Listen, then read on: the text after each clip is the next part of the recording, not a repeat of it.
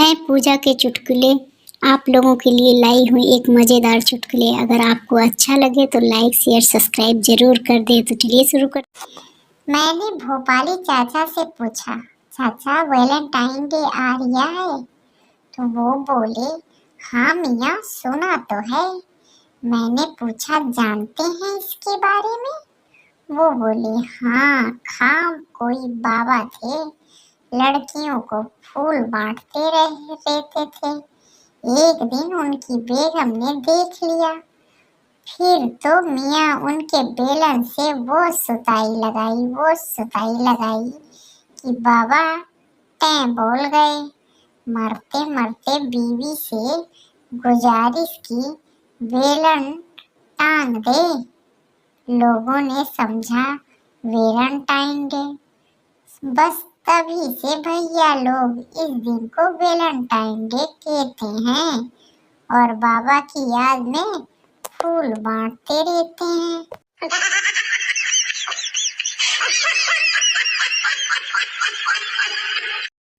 चौधराइन ने चौधरी से कहा, अब तू हुक्का मत पिया कर। चौधरी बोला, रे बावली तन्ने के पता, इसमें 3 देवता निवास करे से। नीचे जल देवता, बीच में पवन देवता और ऊपर अग्नि देवता। अब चौधरी हुक्का पीता है और चौधराइन हाथ जोड़ के बैठी रहती है।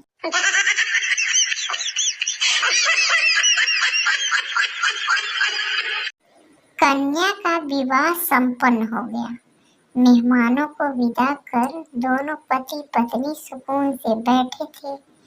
पति ने कहा, तुम्हें याद है दोनों बच्चियां जब छोटी थी तब हमारी लड़ाई होने पर तुम कहा करती थी कि इन बच्चियों के कारण ही पड़ी हूँ, वरना कब की छोड़ गई होती।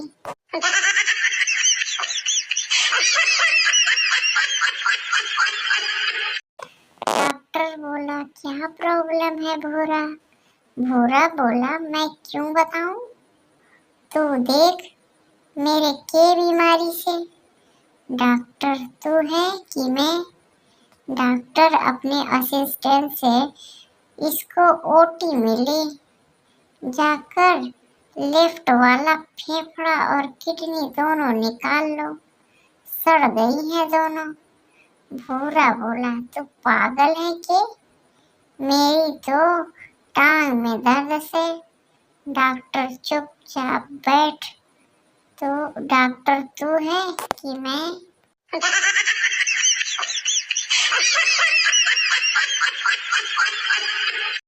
पप्पू डॉक्टर से बोला, क्या दूध पीने से रंग गोरा होता है? डॉक्टर बोला, हाँ होता है। पप्पू बोला, यार आपको डॉक्टर किसने बना दिया? डॉक्टर बोला, क्यों क्या हुआ? पप्पू बोला, अगर दूध पीने से रंग गोरा होता तो फिर भैंस का बच्चा काला क्यों होता है?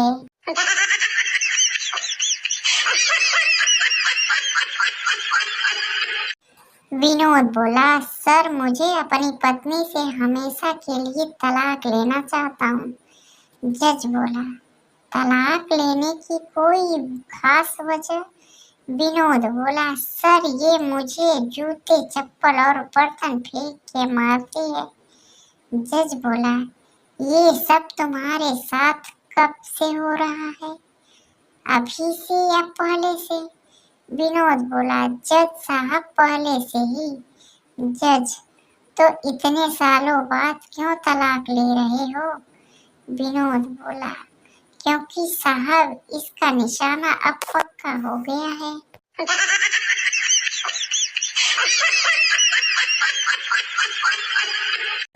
रोज रोज पत्नी की झिकझिक से परेशान चंदू अपना सामान बांधते हुए पत्नी से बोला, अब तो मैं तेरे साथ एक पल भी नहीं रहूंगा। घर छोड़कर चंदू रेलवे स्टेशन गया। वह ट्रेन में चढ़ने लगा तो आकाशवाणी हुई। चंदू एयरपोर्ट गया। अब वहाँ प्लेन में चढ़ने लगा की आवाज आई, इसमें मत चढ़, यह क्रैश हो जाएगा। चंदू ने बस में जाने का सोचा। बस में चढ़ने से पहले फिर आवाज आई, इसमें मत चढ़, यह खाई में गिर जाएगी। चंदू गुस्से से बोला, कौन है यार? आवाज आई, मैं भगवान हूँ। चंदू रोते हुए बोला, प्रभु, जब मैं घोड़ी पर चढ़ रहा था तब आपका गला बैठ गया था क्या? हाँ?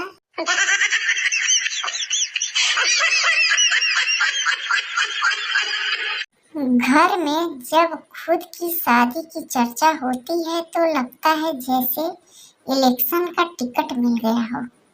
जब घर वाले लड़की देखने जाते हैं तो लगता है कि प्रचार की धूम मची है। रिश्ता पक्का होने पर लगता है जैसे एमएलए बन गया हो, और शादी के वो 2-4 दिन लगता है जैसे हम मुख्यमंत्री बन गए हों, और शादी के 1 साल बाद लगता है कि जैसे कोई घोटाला करके फंस गए हों। अकेले अकेले मत हंसो, दूसरों को भी हंसाओ।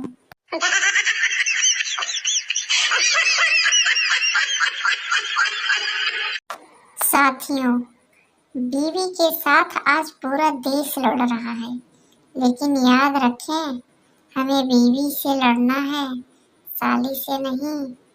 उसके साथ भेदभाव ना करें, बल्कि उसकी देखभाल करें। बीवियों से बचने के लिए जो हमारी ढाल है, जैसे साला, साली, साड़ू भाई, दोस्त, इनका सम्मान करें। इन योद्धाओं की करो देखभाल, तो हम सब जीतेंगे बीवी से हर हाल। अधिक जानकारी के लिए ससुराल हेल्पलाइन नंबर या लैंडलाइन नंबर और मोबाइल नंबर पर संपर्क करें। जनहित में जारी। धन्यवाद।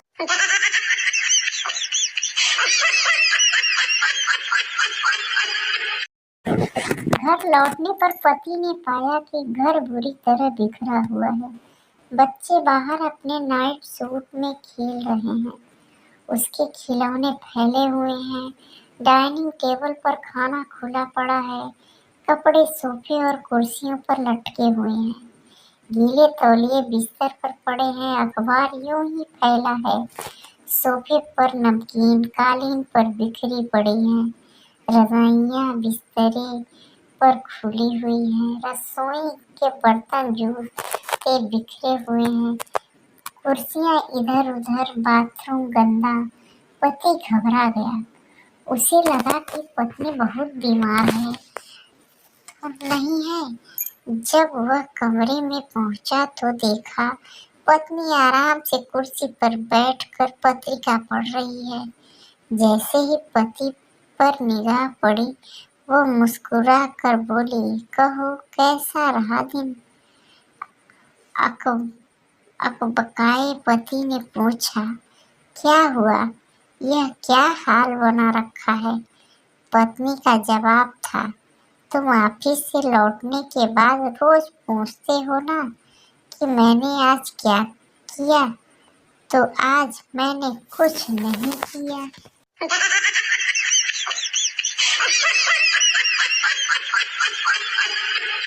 आधी रात को पप्पू शराब पीकर सड़क पर जा रहा था। एक पुलिस वाले ने रोक कर पूछा, कहाँ जा रहे हो? पप्पू बोला, दारू पीने से होने वाले नुकसान पर प्रवचन सुनने। पुलिस वाला, इतनी रात को क्या तुम्हारे पिताजी प्रवचन देंगे? पप्पू, नहीं साहब, बीवी देगी। पुलिस वाला बेहोश।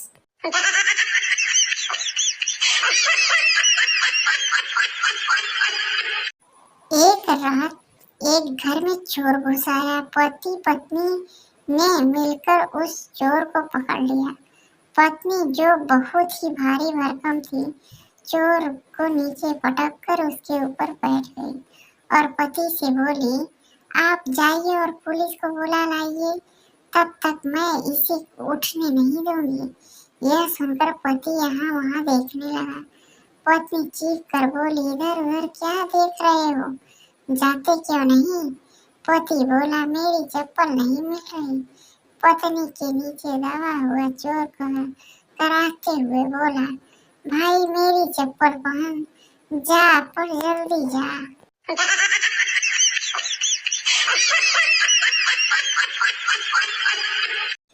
एक ट्रेन जो रेल की पटरी से जा रही थी, अचानक पटरी से उतरकर आजू बाजू के खेत में गई और फिर से पटरी पर वापस आ गई।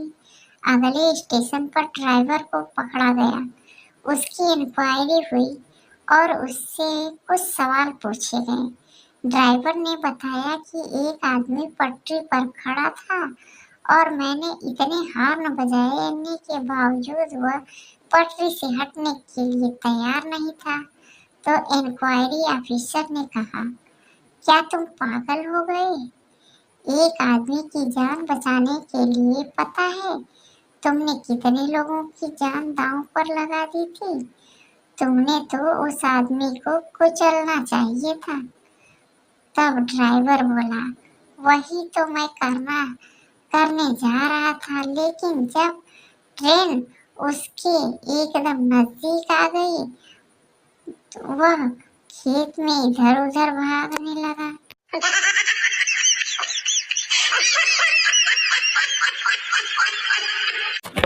पत्नी बोली, सुनो जी, सर्कस देखने चलें?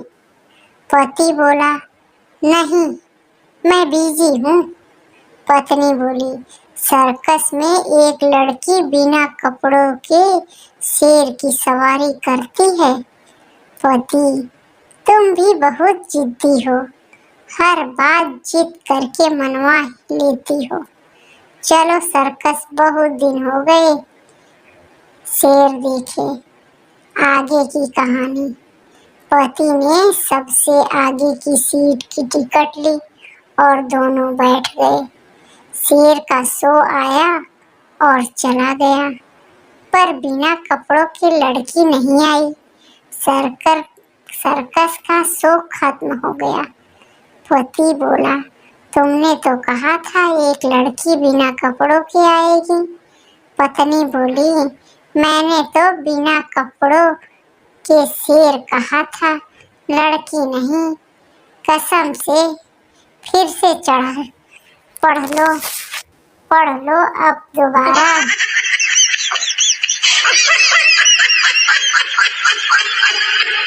एक बूढ़ा और एक बुढ़िया थे। बूढ़ा बुढ़िया को बहुत प्यार करता था। बुढ़िया जहाँ जाती बूढ़ा उसके पीछे पीछे जाता। जैसे कि बुढ़िया बर्तन धोती, बूढ़ा उसके पीछे खड़ा हो जाता।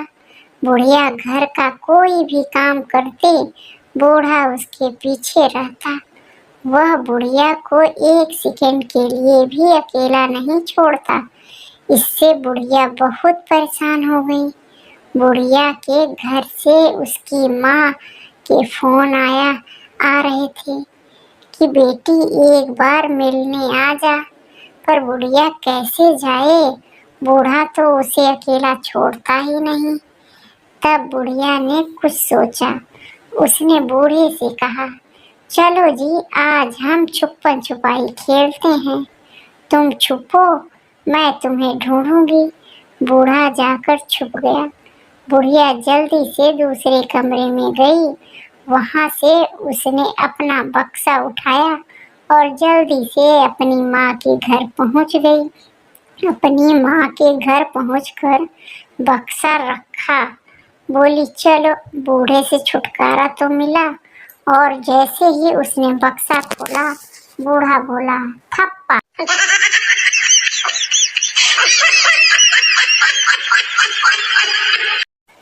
फूफा जी बोले, हम 1 घंटे में घर पहुंच रहे हैं। तो मैंने बोला, स्वागत है आपका, हम लोग घर पर ही हैं, आइए। 2 घंटे का इंतजार, फूफा नहीं आए। माता जी बोली, जरा फोन कर पता करो फूफा जी कहाँ रह गए? फोन लगाने पर बुआ ने उठाया। फूफा जी बोले, 1 घंटे बाद। इनसे किसी ने पूछा नहीं कि कहाँ तक पहुँचे, बस इसीलिए घर वापस आ गए।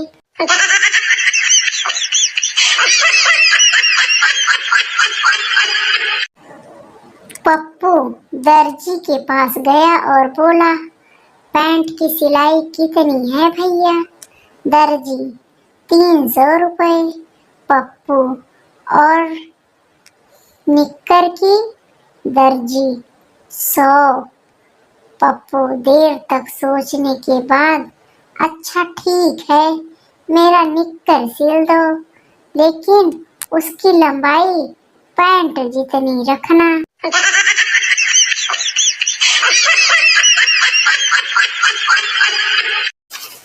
हमारे बचपन में पढ़ाने के तरीके गजब थे। मुझको असेसिनेशन की स्पेलिंग याद नहीं हो रही थी। बहुत कूटने पर भी जब याद ना हुई तो अध्यापक मुझको प्रधानाध्यापक के पास ले गए। प्रधानाध्यापक ने बहुत प्यार से समझाते हुए कहा, इस तरह याद करो, लफ्ज के 4 हिस्से कर, ASS, ASS, आई, नेशन। फिर याद रख, पहले गधा, गधे के पीछे फिर गधा, गधे के पीछे मैं और मेरे पीछे देश। मैं अभी भी वो स्पेलिंग नहीं भूला हूँ।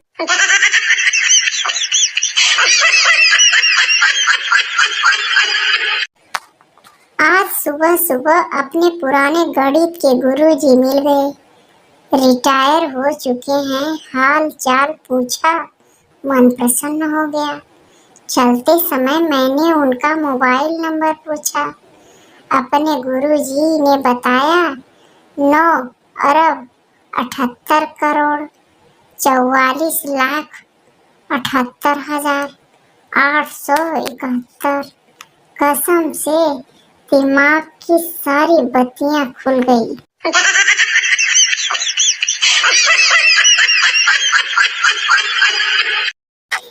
एक भैंस जंगल में घबराई हुई भागी जा रही थी। एक चूहे ने पूछा, क्या हुआ बहन, कहाँ भागी जा रही हो? भैंस बोली, जंगल में हाथी को पकड़ने पुलिस आई हुई है। चूहा बोला, तो तुम क्यों भाग रही हो? तुम तो हाथी नहीं हो। भैंस बोली, ये इंडिया है मियाँ, पकड़े गए तो 20 साल। ये साबित करने में लग जाएंगे कि मैं हाथी नहीं भैंस हूँ। हट तेरी की। ये सुनकर चूहा भी भागने लगा।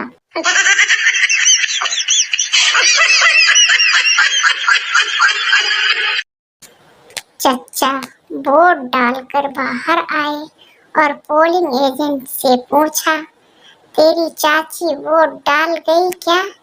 एजेंट ने लिस्ट चेक करके कहा, जी चच्चा, वह वोट डाल गई। चच्चा भरे गले से बोले, जल्दी आता तो शायद मिल जाती। पोलिंग एजेंट, क्यों चच्चा, आप साथ नहीं रहते? चच्चा, बेटा उसे मरे हुए 15 साल हो गए। हर बार वोट डालने आती है पर मिलती नहीं है।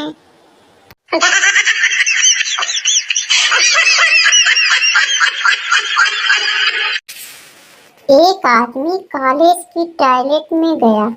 टॉयलेट की सीट पर बैठा तो देखा दीवार पर लिखा था, इतना जोर अगर पढ़ाई में लगाया होता तो आज किसी अच्छी सीट पर बैठा होता।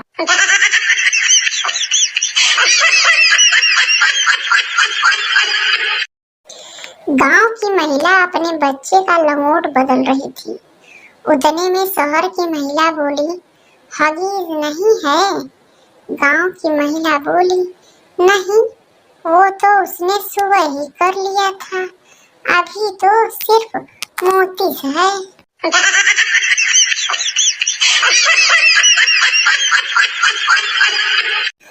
दो दोस्त सफर पर जा रहे थे।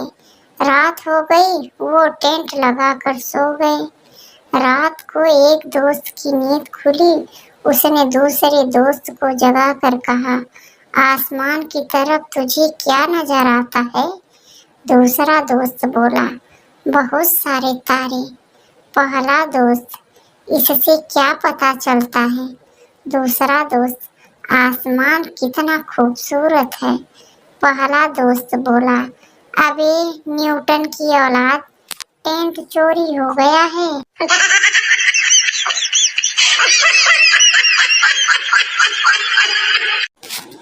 पति पत्नी साथ सफर कर रहे थे। एक भिखारी आया। पति ने जेब से पर्स निकाला ही था कि भिखारी बोल उठा, जोड़ी 7 जन्म तक बनी रहे। पति ने पर्स फिर से जेब में रख लिया।